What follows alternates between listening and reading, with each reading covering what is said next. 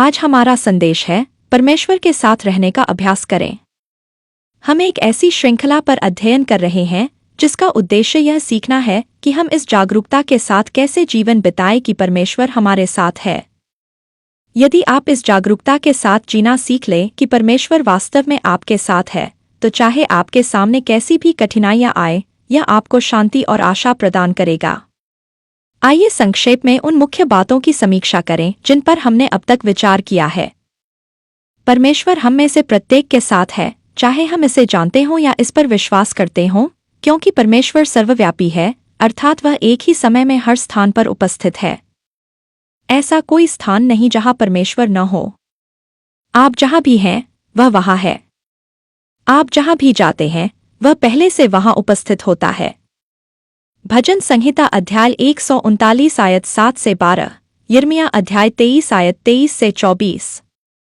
हम प्रायः परमेश्वर को बहुत दूर समझते हैं क्योंकि हम सोचते हैं कि वह स्वर्ग में ऊपर है और हम यहाँ नीचे हैं। परमेश्वर स्वर्ग में है, परंतु वह स्वर्ग से भी बड़ा है। वास्तव में उसी ने स्वर्ग की रचना की है। कुलुस्सियों अध्याय 1 आयत 16। यह सत्य है कि परमेश्वर एक विशेष और सक्रिय रीति से स्वर्ग में उपस्थित है। यह किसी और दिन के अध्ययन का विषय है, किंतु वह फिर भी सर्वव्यापी है, अर्थात एक ही समय में हर स्थान पर उपस्थित है। बाइबल में स्वर्ग में परमेश्वर के होने के जो उल्लेख हैं, उनका उद्देश्य उसकी महानता, उसकी महिमा और इस तथ्य पर बल देना है कि वह सबके ऊपर और सब पर अधिकार रखने वाला है। परमेश्वर स्वर्ग में है, परंतु वह यहीं हमारे साथ भी है, आपके साथ भी, पूर्ण रूप से उपस्थित, प्रेम करने वाला, राज्य करने वाला और सब वस्तुओं को संभाले रखने वाला है। और क्योंकि वह अनंत है, जिसकी कोई सीमा नहीं, इसलिए वह हम में से प्रत्येक के साथ ऐसे है मानो इस संसार में केवल हम ही एक व्यक्ति हो। अपने लोगों के लिए परमेश्वर का संदेश सदैव यही रहा है, मत डर, क्योंकि मैं तेरे साथ हूँ। ऐसी कोई बात नहीं जो तेरे विरुद्ध आए और मुझसे बड़ी हो, और मैं तेरा परमेश्वर हूँ। तू सृष्टि के द्वारा भी मेरा है और छुटकारे के द्वारा भी मेरा है, और मैं तुझे तब तक संभाले रखूंगा जब तक तुझे पूरी तरह से निकाल न लूं। यशायाह अध्याय 41 आयत 10, यशायाह अध्याय 43 आयत 1 से 2। क्योंकि परमेश्वर अदृश्य है, हमारी शारीरिक इंद्रियों की पहुंच से परे, इसलिए हम उसे देख या महसूस नहीं कर सकते, जब तक कि वह स्वयं किसी प्रत्यक्ष और स्पर्शनीय रीति से अपने आप को प्रकट करने का चुनाव न करे, जो कि अत्यंत असामान्य है। फिर भी परमेश्वर ने अपने विषय में एक प्रत्यक्ष और स्पर्शनीय प्रकाशन हमें दिया है, जो हमें बताता है कि वह कौन है, उसका स्वभाव कैसा है, उसने क्या किया है, वह क्या कर रहा है और भविष्य में क्या करेगा। वह है पवित्र शास्त्र, अर्थात बाइबल। परमेश्वर का लिखित वचन ही उसके विषय में जानकारी का हमारा एकमात्र पूर्णतः विश्वसनीय और पूरी तरह भरोसेमंद स्रोत है। यीशु ने कहा कि पवित्र शास्त्र उसी की गवाही देता है। यूहन्ना अध्याय 5 आयत 39। जब हम उसके लिखित वचन में प्रभु के विषय में पढ़ते हैं और देखते हैं कि वह कितना भला और कितना महान है, तो हमारे भीतर परमेश्वर के प्रति विश्वास, भरोसा और दृढ़ निश्चय उत्पन्न होता है। विश्वास सर्वशक्तिमान परमेश्वर नामक एक व्यक्ति पर भरोसा है, जो न तो झूठ बोल सकता है, न असफल हो सकता है और न ही किसी के साथ अन्याय करता है। यद्यपि परमेश्वर अदृश्य है, फिर भी हम विश्वास के द्वारा उसके साथ संबंध रख सकते हैं और उसके साथ सहभागिता कर सकते हैं। हम उससे ऐसे बात कर सकते हैं मानो वह वास्तव में हमारे पास उपस्थित है, क्योंकि वह सचमुच उपस्थित है। जब हम उसकी उपस्थिति को स्वीकार करते हैं, उससे बात करते हैं, उसके विषय में बात करते हैं और जानबूझकर इस सत्य पर मन लगाते हैं कि वह हमारे साथ है, तो इससे हमारे भीतर उसके हमारे साथ होने की जागरूकता बढ़ती है। हमने इस तथ्य पर विशेष बल दिया है कि परमेश्वर संबंध रखने वाला परमेश्वर है। उसने हमें संबंध के लिए सृजा है ताकि हम उसके पुत्र और पुत्रियां बनकर उसके साथ प्रेमपूर्ण संबंध में जीवन व्यतीत करें। सर्वशक्तिमान परमेश्वर यीशु के द्वारा हमें अपने साथ संबंध में आने का निमंत्रण देता है। उत्पत्ति अध्याय 1 आयत 27, इफिसियों अध्याय 1 आयत 4 और 5, प्रथम कुरिन्थियों अध्याय 1 आयत 9। हम परमेश्वर को जानने के लिए सृजे गए हैं, केवल उसके विषय में तथ्यों को जानने के लिए नहीं, बल्कि उसे व्यक्तिगत संबंध में जानने के लिए, ऐसे ढंग से जो उसके साथ हमारी सहभागिता के द्वारा हमारे जीवन को प्रभावित करे। यूहन्ना अध्याय 4 आयत 41 और 42, प्रथम यूहन्ना अध्याय 1 आयत 3 और 4।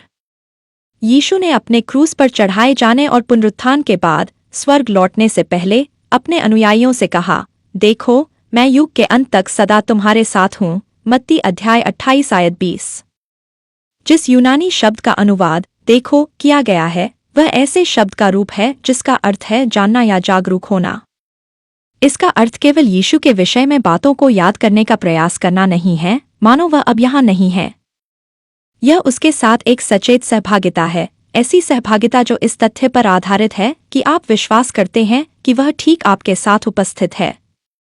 यह अलौकिक है क्योंकि परमेश्वर वास्तव में आपके पास उपस्थित है और आपके साथ सहभागिता करता है। मैं हम सबको प्रोत्साहित करती रही हूं कि प्रतिदिन कुछ समय, लगभग 5 मिनट या उससे अधिक, परमेश्वर के सामने शांत होकर बिताएं। सभी उपकरणों को बंद कर दें, संगीत सहित।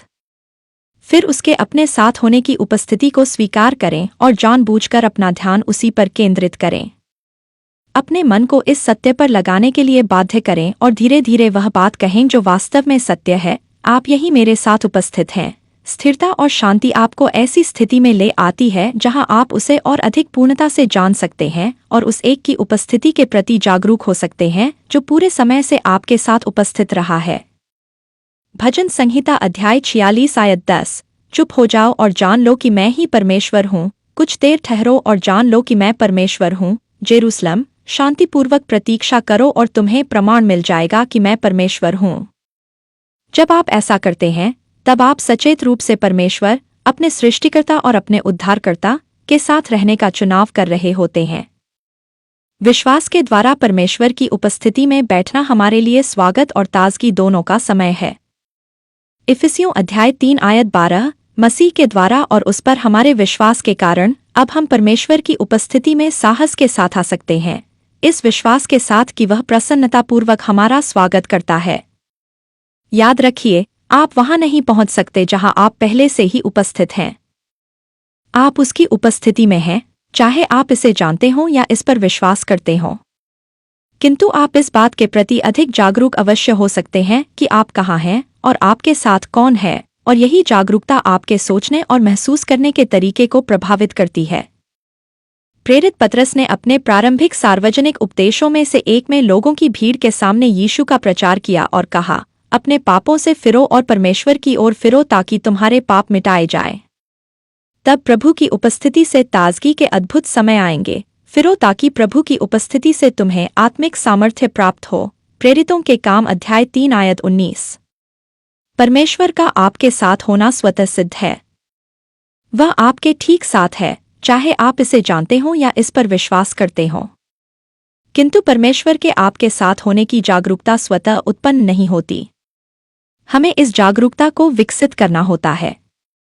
इसके लिए हमें समय निकालकर यह स्वीकार करना चाहिए कि वह हमारे साथ है और समय निकालकर सचेत रूप से उसके साथ रहना चाहिए, उसकी उपस्थिति में बैठना चाहिए। प्रतिदिन कुछ मिनट उसके साथ सचेत रूप से बैठने के अतिरिक्त आप अपने दैनिक जीवन के दौरान उससे बातें करने और उसे स्वीकार करने की आदत भी विकसित कर सकते हैं। जब आप अपनी गाड़ी की ओर चल रहे हों, अपना बिस्तर ठीक कर रहे हों या किसी दुकान में जा रहे हों, तब आप शांतिपूर्वक उससे बातें करके या उसके विषय में सोचकर अपना ध्यान उसकी ओर केंद्रित कर सकते हैं। ऐसी कोई भी गतिविधि जिसमें आपको अपना पूरा ध्यान केवल उसी कार्य पर केंद्रित न करना पड़े, उसमें जानबूझकर परमेश्वर के साथ रहने का अभ्यास करें। ऐसा करने के सबसे प्रभावशाली तरीकों में से एक है अपने दैनिक कार्यों के दौरान परमेश्वर की स्तुति करने और उसका धन्यवाद करने की आदत विकसित करना। जब आप ऐसा करेंगे, तब आप अपने साथ उसकी उपस्थिति के प्रति और भी गहरी जागरूकता विकसित करेंगे। स्तुति सबसे पहले और सबसे बढ़कर संगीत नहीं है। स्तुति का अर्थ है परमेश्वर को स्वीकार करना, उसके विषय में बात करना कि वह कौन है, उसने क्या किया है, वह क्या कर रहा है और भविष्य में क्या करेगा। भजन संहिता अध्याय 107 आयत 8 और 15 से 21 और 31। मैंने अनेक वर्षों तक एक उच्च विद्यालय में इतिहास के शिक्षक के रूप में कार्य किया। ऐसे अवसर आते थे जब किसी विद्यार्थी के चरित्र या उसकी शैक्षणिक उपलब्धियों के लिए उसकी प्रशंसा करना उचित होता था। उसका संगीत से कोई संबंध नहीं था। वह उस विद्यार्थी की स्वीकृति और सराहना थी। जब आप अपने दिन भर के कार्यों में व्यस्त हों, तब धीरे धीरे और मन ही मन परमेश्वर को स्वीकार करें। उसका धन्यवाद करें कि वह आपके साथ है और उसकी भलाई तथा उद्धार के लिए उसकी स्तुति करें। यह आपको अपने साथ परमेश्वर की उपस्थिति के प्रति अधिक जागरूक बनाएगा और आपके मन तथा वाणी पर नियंत्रण विकसित करने में सहायता करेगा। हमें उस बात की आवश्यकता है जिसे मैं वाक्यांश उद्धारकर्ता पर दृष्टि कहती हूँ, जिसका उपयोग हम तब कर सकें जब दबाव बढ़ जाए, विचारों का तूफान उठे, भावनाएं उग्र हो जाए और परमेश्वर बहुत दूर प्रतीत होने लगे। इसके कुछ उदाहरण हैं। आप मेरे साथ हैं, आप मेरे पक्ष में हैं, यह परिस्थिति आपसे बड़ी नहीं है, प्रभु आपकी स्तुति हो, आदि। हम सभी अपने मन में चिंताजनक विचारों और भय का अनुभव करते हैं और हम उनका विरोध करके तथा उन्हें अस्वीकार करके उनसे लड़ने का प्रयास करते हैं, किंतु वे बार बार लौट आते हैं। उन विचारों से लड़ने के बजाय अपना ध्यान बदल दीजिए। अपना ध्यान उस परमेश्वर पर लगाइए जो आपके साथ है और आपके पक्ष में है। यदि आपने प्रतिदिन उसकी उपस्थिति का अभ्यास करने और उसे स्वीकार करने की आदत विकसित कर ली है, तो ऐसा करना कहीं अधिक सरल हो जाता है। हमने पिछले अध्ययनों में इस बात पर ध्यान दिया था कि दाऊद प्रभु की उपस्थिति को स्वीकार करने में निपुण था। जिस समय मैं भयभीत होऊंगा, उस समय मैं तुझ पर भरोसा रखूंगा। भजन संहिता अध्याय 56 आयत 3। जब दाऊद भयभीत होता था, तब वह अपना ध्यान परमेश्वर पर केंद्रित कर देता था। वह ऐसा इसलिए कर पाता था क्योंकि उसने प्रभु की उपस्थिति में रहने का अभ्यास किया था। दाऊद ऐसी संस्कृति में रहता था जो परमेश्वर की स्तुति के महत्व को समझती थी। उसके लोगों के पास परमेश्वर की आराधना और स्तुति करने का एक स्थान था। पहले मिलाप वाला तंबू, एक तंबूनुमा संरचना, और बाद में मंदिर यरूशलेम में। परमेश्वर ने सैकड़ों वर्षों तक दोनों स्थानों पर अपनी उपस्थिति को प्रत्यक्ष रूप से प्रकट किया। सभी वयस्क पुरुषों के लिए यह अनिवार्य था कि वे पहले मिलाप वाले तंबू और बाद में मंदिर में प्रभु के सम्मुख उपस्थित हों। निर्गमन अध्याय 23 आयत 14 से 17। मंदिर के निकट आते समय गाए जाने वाले निर्धारित भजनों का विकास किया गया था और उनका नियमित अभ्यास किया जाता था। किंतु दाऊद, जो मिलाप वाले तंबू में आराधना करता था, और उसका पुत्र सुलैमान, जिसने मंदिर का निर्माण किया, यह जानते थे कि यद्यपि परमेश्वर ने अपनी उपस्थिति को मिलाप वाले तंबू और मंदिर में प्रकट किया था, फिर भी वह सर्वव्यापी है, अर्थात एक ही समय में हर स्थान पर उपस्थित है। भजन संहिता अध्याय 139 आयत 7 से 8, द्वितीय इतिहास अध्याय 6 आयत 18। दाऊद ने इस जागरूकता के साथ जीना सीख लिया था कि परमेश्वर हर स्थान पर उपस्थित है और वह जहाँ कहीं भी हो, परमेश्वर के साथ निरंतर संगति का अनुभव कर सकता है और उसमें जीवन व्यतीत कर सकता है। हाँ, वह ऐसे भवन में प्रवेश कर सकता था जहाँ परमेश्वर विशेष रूप से अपनी उपस्थिति प्रकट करता था। किंतु दाऊद समझता था कि वह सदैव प्रभु की उपस्थिति में है, और इसी समझ ने उसे शांति और आशा प्रदान की। दाऊद ने इस जागरूकता को जानबूझकर अपना ध्यान परमेश्वर पर केंद्रित करके विकसित किया। वह स्वयं को शांत होने, परमेश्वर के सामने बैठने, उसके विषय में सोचने और उससे तथा उसके विषय में ऐसे बात करने के लिए प्रेरित करता था मानो परमेश्वर वहीं उपस्थित हो, क्योंकि वह वास्तव में उपस्थित था और है। भजन संहिता अध्याय 27 आयत 4 से 8, भजन संहिता अध्याय 16 आयत 8। भजन संहिता अध्याय 63 आयत 6 और 7। मैं अपनी शैया पर तेरा स्मरण करता हूँ, रात के पहरों में मैं तुझ पर ध्यान लगाता हूँ। मैं सोचता हूँ कि तूने मेरी कितनी सहायता की है। तेरे पंखों की छाया में मैं आनंद से गाता हूँ। दाऊद परमेश्वर की स्तुति के मूल्य को समझता था। उसने लिखा, बालकों और दूध पीते शिशुओं के मुख से तूने अपने विरोधियों के कारण सामर्थ्य स्थापित की है, ताकि शत्रु और बदला लेने वाले को चुप करा दे। भजन संहिता अध्याय 8 आयत 2। बाद में यीशु ने इस वचन का उल्लेख किया और इस सामर्थ्य को परमेश्वर की स्तुति के रूप में परिभाषित किया। बालकों और दूध पीते बच्चों के मुख से तूने अपने लिए स्तुति तैयार की है। मत्ती अध्याय 21 आयत 16। स्तुति आपको परमेश्वर पर ध्यान केंद्रित करने में सहायता करती है, और स्तुति शत्रु को, अर्थात आपके मन में उठने वाले उथल पुथल भरे विचारों को शांत कर देती है, क्योंकि यह आपके ध्यान का केंद्र बदल देती है। आइए प्रभु पर अपना ध्यान केंद्रित करने, जानबूझकर उसे खोजने और उसकी स्तुति करने का एक वास्तविक उदाहरण देखें। यह घटना दाऊद के वंशज राजा यहोशापात के शासनकाल में घटी।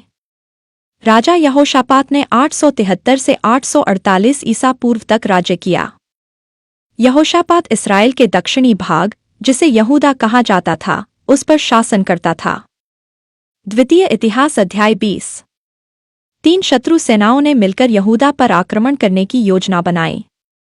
जब यरूशलेम में यह समाचार पहुंचा कि वे सेनाएं निकट आ चुकी हैं और उनके सैनिक यहूदा की सेना से कहीं अधिक हैं, तब राजा सहित सभी लोग भयभीत हो गए। राजा के आदेश पर यहूदा के विभिन्न भागों से लोग यरूशलेम के मंदिर में प्रभु को खोजने के लिए एकत्र हुए। इब्रानी भाषा के 2 शब्दों का अनुवाद खोजना किया गया है और दोनों का अर्थ आराधना या प्रार्थना के द्वारा परमेश्वर को खोजना है। द्वितीय इतिहास अध्याय 20 आयत 3 और 4। राजा मंदिर के आंगन में लोगों के सामने खड़ा हुआ और प्रार्थना करने लगा। उसने अपनी प्रार्थना की शुरुआत समस्या से नहीं, बल्कि परमेश्वर की महानता और उसकी सर्वशक्तिमत्ता से की। हे हमारे पूर्वजों के परमेश्वर यहोवा, क्या आप स्वर्ग में विराजमान परमेश्वर नहीं हैं? आप पृथ्वी के सभी राज्यों पर राज्य करते हैं। आपके हाथ में सामर्थ्य और शक्ति है, कोई भी आपका सामना नहीं कर सकता। द्वितीय इतिहास अध्याय 20 आयत 6। इसके बाद यहोशापात ने स्मरण किया कि अतीत में परमेश्वर ने किस प्रकार उनकी सहायता की थी। जब आपके लोग इस देश में आए, तब आपने यहाँ के निवासियों को निकाल दिया और इस देश को अपने मित्र इब्राहिम के वंशजों को सदा के लिए दे दिया। द्वितीय इतिहास अध्याय 20 आयत 7। ध्यान दीजिए कि यह एक संबंध को व्यक्त करने वाला कथन है। राजा कह रहा था, आपने अपने लोगों की सहायता की। इब्राहिम परमेश्वर का मित्र था। हम उसके वंशज हैं और हम भी आपके लोग हैं। फिर राजा ने स्मरण किया कि उनके पूर्वजों ने, जिन्होंने इस देश में बसकर उस मंदिर का निर्माण किया था जिसके सामने वे खड़े थे, उन्हें यह शिक्षा दी थी, जब भी हम किसी विपत्ति का सामना करें, चाहे युद्ध हो, महामारी हो या अकाल हो, हम इस मंदिर के सामने, जहां आपके नाम का आदर किया जाता है, आपकी उपस्थिति में आकर खड़े हो सकते हैं। हम उद्धार के लिए आपकी दोहाई दे सकते हैं और आप हमारी सुनेंगे तथा हमें बचाएंगे। द्वितीय इतिहास अध्याय 20 आयत 8 और 9। ध्यान दीजिए कि अपनी प्रार्थना में राजा ने परमेश्वर की महान पारलौकिकता और उसकी निकट उपस्थिति दोनों को स्वीकार किया। उसने यह पहचाना कि सर्वशक्तिमान परमेश्वर एक ओर पारलौकिक है, जो समस्त भौतिक सृष्टि से ऊपर और उससे परे है, और दूसरी ओर निकट उपस्थित भी है, जो हमारे बिल्कुल पास है। साथ ही उसने इस तथ्य को भी स्वीकार किया कि वे सभी उसकी उपस्थिति में खड़े थे। यहोशापात ने अपनी प्रार्थना का अंत इन शब्दों के साथ किया, हम इस बड़ी सेना का सामना करने में असमर्थ हैं जो हमारे विरुद्ध आ रही है, परंतु हमारी आंखें आप पर लगी हुई हैं।